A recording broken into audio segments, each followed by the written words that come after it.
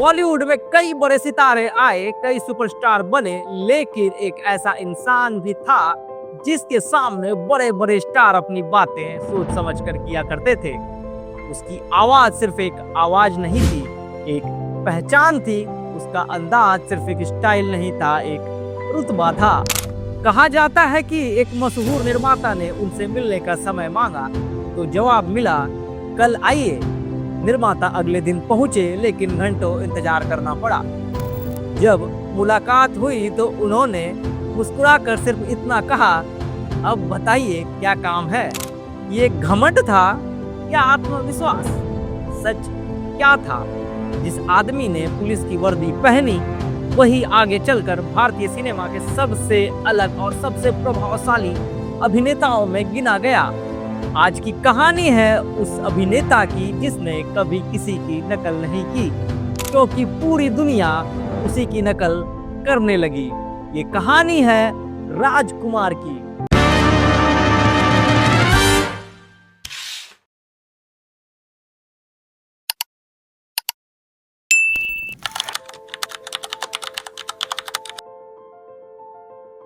नमस्ते, मेरा नाम अभिमन्यु है। आप देख रहे हैं चैनल मसले बॉलीवुड के। तो चलिए शुरुआत करते हैं 8 अक्टूबर 1926 से।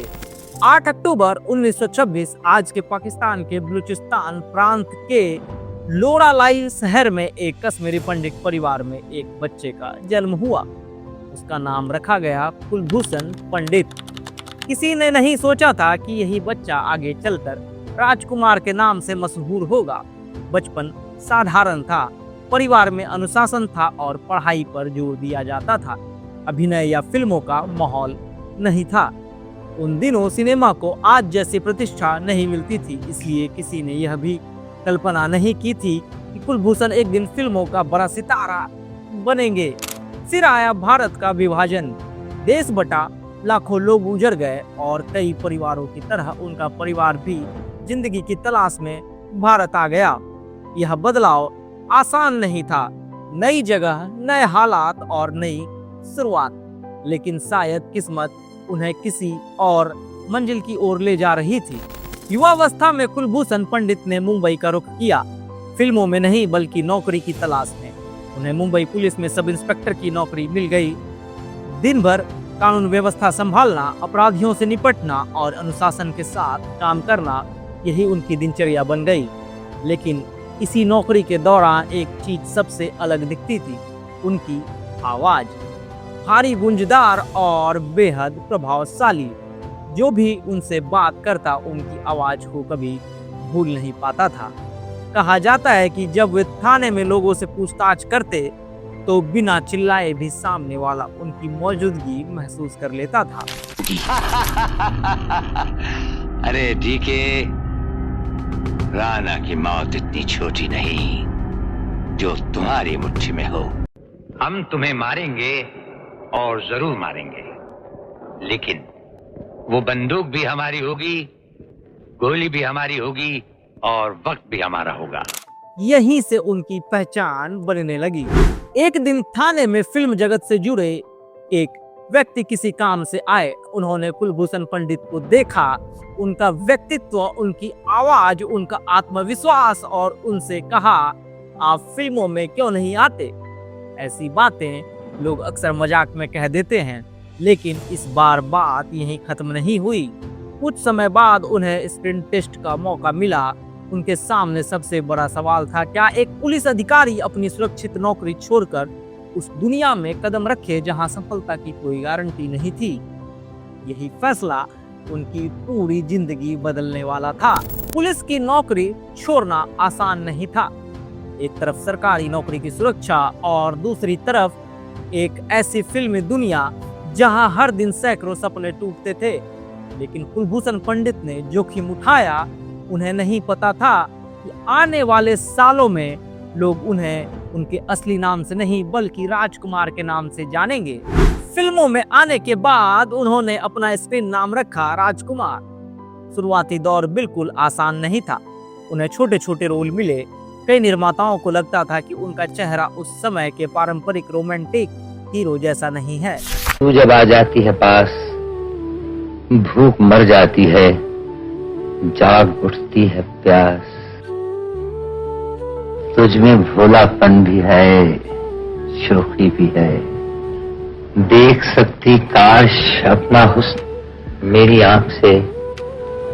तू सब पाया है, आशिक की नजर पाई नहीं। जब से देखा तुझको, दुनिया की तरफ देखा नहीं। जब से चाहा तुझको, अपनी याद भी आई नहीं।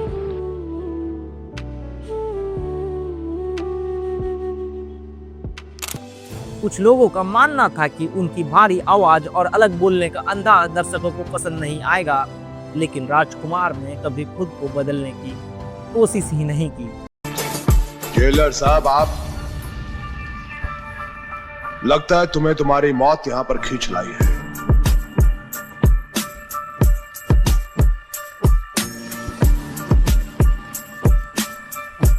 इस खिलौने को संभाल के रखो, रात को मच्छर मारने के काम आएगा।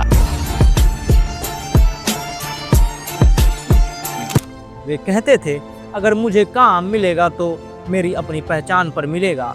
यही बात उन्हें बाकी कलाकारों से अलग बनाती थी। शुरुआती कई फिल्में कोई बड़ा कमाल नहीं कर सकी। ऑडिशन, इंतजार, असफलताएं, कई बार ऐसा भी लगा कि शायद पुलिस की नौकरी छोड़ना गलत फैसला था, लेकिन उन्होंने हार नहीं मानी। हर फिल्म के साथ उन्होंने अपने अभिनय को और निखारा। उनकी सबसे बड़ी ताकत थी दमदार आवाज, आंखों से अभिनय और संवाद बोलने का अनोखा अंदाज। धीरे धीरे निर्देशक समझने लगे कि यह कलाकार भीड़ का हिस्सा बनने नहीं, भीड़ से अलग दिखने आया है। 1960 के दशक में राजकुमार को ऐसी फिल्में मिलने लगी जिनमें उनके अभिनय को नोटिस किया गया। इसके बाद उन्होंने एक के बाद एक कई यादगार किरदार निभाए। उनका आत्मविश्वास, स्क्रीन पर मौजूदगी और संवाद अदायगी दर्शकों को प्रभावित करने लगी। अब लोग फिल्म देखने सिर्फ कहानी के लिए नहीं, बल्कि राजकुमार का अगला डायलॉग सुनने के लिए भी आने लगे। सुना है तुम बहुत बड़े दादा बन गए हो? हाँ राणा। हाँ नहीं कहते, राणा को जी कहते हैं। नामुमकिन को मुमकिन बनाने ही का तो दूसरा नाम राणा है। आइंदा नामुमकिन का लफ्ज तुम्हारी जबान पर नहीं आना चाहिए जाता। मेरा नाम गंगाधर चौधरी है और हमारा नाम राजपाल चौहान है। मैं यहाँ के मशहूर चौधरी खानदान से ताल्लुक रखता हूँ और हमारा खानदानी सिलसिला अजमेर के मशहूर पिछड़ा चौहान से मिलता है। मैं शिकारपुर का सबसे बड़ा जमींदार हूँ। राजस्थान में हमारी भी जमीनात हैं और तुम्हारी हैसियत के जमींदार हर सुबह हमें सलाम करने हमारी हवेली पर आते रहते। फिर आया वह दौर जिसने राजकुमार को नई ऊंचाइयों पर पहुंचा दिया। उनकी महत्वपूर्ण फिल्मों में से एक थी वक्त। इस फिल्म में कई बड़े कलाकार थे। इतनी बड़ी स्टार कास्ट के बीच अपनी अलग पहचान बनाना आसान नहीं था, लेकिन राजकुमार ने अपने अभिनय और संवाद अदायगी से दर्शकों का ध्यान अपनी ओर खींच लिया। आदमी को चाहिए वक्त से डर रात, वक्त से कल और आज। यहीं से फिल्म इंडस्ट्री को एहसास हुआ, यह अभिनेता किसी की जगह लेने नहीं आया, यह अपनी अलग जगह बनाने आया है। राजकुमार की सबसे बड़ी पहचान सिर्फ अभिनय नहीं थी, उनका चलना, बैठना, लोगों से बात करना और सबसे बढ़कर संवाद बोलने का तरीका। वे हर लाइन को इस तरह बोलते थे कि साधारण संवाद भी यादगार बन जाता था। इसी वजह से लोग उनके डायलॉग दोहराने लगे। धीरे धीरे उनका नाम एक स्टाइल बन गया। राजकुमार अपने स्पष्ट स्वभाव के लिए भी जाने जाते थे। वे सामने वही कहते थे जो उन्हें सही लगता था। इस कारण उनके बारे में कई किस्से मशहूर हुए। ध्यान देने वाली बात यह है कि उनके बारे में प्रचलित कई कहानियां वर्षों से सुनाई जाती रही, लेकिन उनमें से सभी की स्वतंत्र पुष्टि उपलब्ध नहीं है। इसलिए लोकप्रिय किस्सों और प्रमाणित तथ्यों में फर्क करना जरूरी है। फिर भी एक बात लगभग सभी लोग मानते थे कि राजकुमार किसी भी कमरे में प्रवेश करते थे तो उनकी मौजूदगी तुरंत महसूस होती थी। लेकिन असली तूफान अभी बाकी था। आगे आने वाले वर्षों में राजकुमार ऐसी फिल्मों का हिस्सा बने जिन्होंने उन्हें हमेशा के लिए अमर कर दिया। हीर रांझा, पाकीजा, सौदागर जैसी फिल्मों में उनके किरदार आज भी याद किए जाते हैं। आखिर कैसे एक पुलिस अधिकारी हिंदी सिनेमा के सबसे करिश्माई अभिनेताओं में बदल गया और उनके कौन से डायलॉग आज भी लोगों की जुबान पर हैं? और ये नहीं जान पाए राणा कि बहुत उछलने वाले शेरों को मैं कैसे उड़ा देता हूँ। बाजार के किसी सड़क छाप दर्जी को बुलाकर अपने कफन का माप दे दो डीके, और अपने पालतू कुत्तों से कह दो कि साथ साथ रिक्कू की अर्थी भी तैयार रखें। 24 घंटे के अंदर अंदर हम तुम दोनों की अर्थी देखकर ही अपने मुंह में पानी डालेंगे।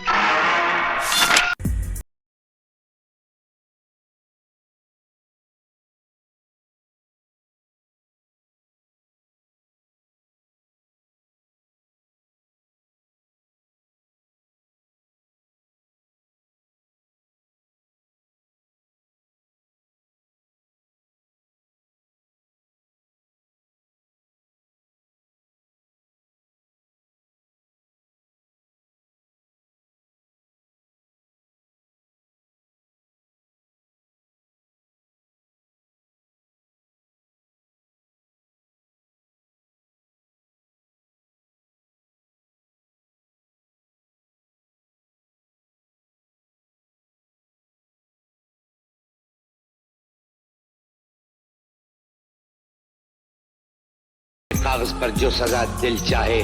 बॉलीवुड में कई अभिनेता अपने चेहरे से पहचाने जाते हैं, कुछ अपने डांस से, कुछ अपने एक्शन से, लेकिन एक अभिनेता ऐसा भी था जिसकी पहचान उसकी आवाज बन गई।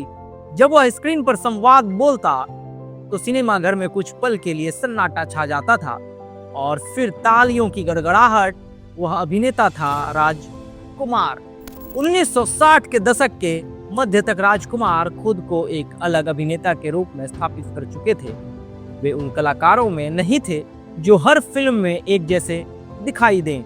हर किरदार में वे एक अलग व्यक्तित्व को लेकर आते थे। निर्देशक जानते थे कि अगर किसी गंभीर, प्रभावशाली या शाही अंदाज वाले किरदार की जरूरत है तो राजकुमार उस भूमिका में जान डाल सकते हैं। इसके बाद राजकुमार ने कई ऐसी फिल्मों में काम किया जो हिंदी सिनेमा का हिस्सा बन गई। उनमें से एक थी हीर रांझा। इस फिल्म की सबसे बड़ी खासियत थी कि इसके अधिकांश संवाद काव्यात्मक शैली में लिखे गए थे। ऐसे संवाद बोलना किसी भी अभिनेता के लिए चुनौती हो सकता था, लेकिन राजकुमार ने उन्हें इतनी सहजता से निभाया कि दर्शकों ने इसे खूब सराहा। इसके बाद उन्होंने पाकीजा जैसी क्लासिक फिल्मों में भी प्रभावशाली भूमिका निभाई। हालांकि फिल्म का केंद्र दूसरी कहानी थी, लेकिन जहां जहां राजकुमार पर्दे पर आए उनकी मौजूदगी अलग ही महसूस हुई। राजकुमार की सबसे बड़ी ताकत सिर्फ अभिनय नहीं था, वे किरदार को जीते थे। उनकी आंखें, चेहरे के भाव और संवाद बोलने का तरीका, इन तीन चीजों का ऐसे मेल बहुत कम अभिनेताओं में देखने को मिलता है। कई कलाकार डायलॉग बोलते थे, लेकिन राजकुमार डायलॉग को जीते थे। राजकुमार के कई संवाद आज भी लोगों को याद हैं। उनकी फिल्मों के कुछ संवाद इतने लोकप्रिय हुए कि आम बातचीत का हिस्सा बन गए। उनकी आवाज में एक अलग ठहराव था, हर शब्द साफ, हर वाक्य में आत्मविश्वास और हर संवाद में गहराई। यही वजह थी कि नई पीढ़ी के कई कलाकार भी उनकी संवाद अदायगी की तारीफ करते रहे। समय बदल रहा था, नई पीढ़ी के सितारे आ चुके थे, लेकिन राजकुमार का प्रभाव कम नहीं हुआ। 1991 में आई सौदागर में उन्होंने दिलीप कुमार के साथ काम किया। दो दिग्गज कलाकार, एक ही फिल्म, और दोनों की अदाकारी ने दर्शकों का दिल जीत लिया। यह फिल्म सिर्फ कहानी के लिए नहीं, बल्कि दो महान अभिनेताओं को एक साथ देखने के लिए भी याद की जाती है। राजकुमार समय के बेहद पाबंद माने जाते थे। वे अपने काम को पूरी गंभीरता से लेते थे। सेट पर पहुंचने के बाद उनका पूरा ध्यान किरदार पर होता था। शायद यही कारण था कि दशकों तक वे अपनी अलग पहचान बनाए रखने में सफल रहे। लेकिन कैमरे के सामने हमेशा मजबूत दिखाई देने वाले राजकुमार कैमरे के पीछे कैसी जिंदगी जीते थे, उनका परिवार कैसा था, उनके जीवन के आखिरी साल कैसे बीते, और आखिर हुआ कौन सी बीमारी थी जिसने इस बुलंद आवाज को हमेशा के लिए खामोश कर दिया। हर इंसान की जिंदगी में एक ऐसा दौर आता है जब तालियों की गूंज धीरे धीरे यादों में तब्दील होने लग जाती है। राजकुमार, जिनकी मौजूदगी भर से स्क्रीन पर रुतबा महसूस होता था, अब उम्र के उस पड़ाव में पहुंच चुके थे जहां शोहरत तो थी लेकिन शरीर पहले जैसा साथ नहीं दे रहा था। फिर भी उन्होंने अपने स्वाभिमान और गरिमा से कभी समझौता नहीं किया। राजकुमार ने हमेशा अपनी निजी जिंदगी को मीडिया की चकाचौंध से दूर रखा। उन्होंने अपने परिवार को लाइमलाइट से बचाकर रखा। उनकी पत्नी गायत्री पंडित थी और उनके बच्चे भी रहे, लेकिन वे शायद ही कभी सार्वजनिक मंचों पर दिखाई दिए। यह राजकुमार का सोचा समझा फैसला था कि उनका परिवार ग्लैमर की दुनिया से अलग रहे। उनका मानना था कि लोकप्रियता का असर निजी जीवन पर कम से कम पड़ना चाहिए। 1980 और 1990 के दशक तक हिंदी सिनेमा बदल चुका था। नई पीढ़ी के कलाकार आ चुके थे। एक्शन फिल्मों का दौर तेज हो गया था, लेकिन राजकुमार ने अपने सिद्धांत नहीं बदले। वे वही किरदार स्वीकार करते थे जो उन्हें पसंद आते थे। कई बार उन्होंने ऐसी भूमिकाएं ठुकराई जो उन्हें अपने व्यक्तित्व के अनुरूप नहीं लगी। यही कारण था कि उनके काम की संख्या भले कम हुई, लेकिन उनकी प्रतिष्ठा बनी रही। 1990 के दशक के मध्य तक राजकुमार की तबीयत पहले जैसी नहीं रही। बाद में उन्हें गले यानी थ्रोट से जुड़ी एक गंभीर बीमारी यानी कैंसर होने की जानकारी मिली। यह वही इंसान था जिसकी आवाज उसकी सबसे बड़ी पहचान थी। बीमारी का असर धीरे धीरे बढ़ने लगा। उन्होंने इस बीमारी को सार्वजनिक चर्चा का विषय नहीं बनाया। वे नहीं चाहते थे कि लोग उन्हें उनकी कमजोरी से याद करें। उनके करीबी लोगों के अनुसार उन्होंने कठिन दौर का सामना भी उसी गरिमा और आत्मविश्वास के साथ किया जिसके लिए वे जाने जाते थे। राजकुमार ने अपने जीवन के अंतिम वर्षों में बहुत कम फिल्में की। उनकी आखिरी प्रमुख फिल्मों में से गॉड एंड गन का नाम लिया जाता है। हालांकि उस समय तक उनकी सेहत पहले जैसी नहीं थी, लेकिन स्क्रीन पर उनका प्रभाव अब भी वैसा ही महसूस होता था। फिर आई वो काली रात 3 जुलाई 1996 की। भारतीय सिनेमा ने एक अपना अनोखा सितारा खो दिया। राजकुमार का निधन हो गया। उनकी उम्र लगभग 69 वर्ष थी। उनके जाने की खबर से ही फिल्म जगत में शोक की लहर दौड़ गई। एक ऐसी आवाज जिसने दशकों तक दर्शकों को मंत्रमुग्ध किया, हमेशा के लिए शांत हो गई। लेकिन कलाकार कभी पूरी तरह नहीं जाते। वे अपने काम में जीवित रहते हैं और राजकुमार भी आज अपनी फिल्मों और अपने अंदाज के माध्यम से लोगों की यादों में जिंदा हैं।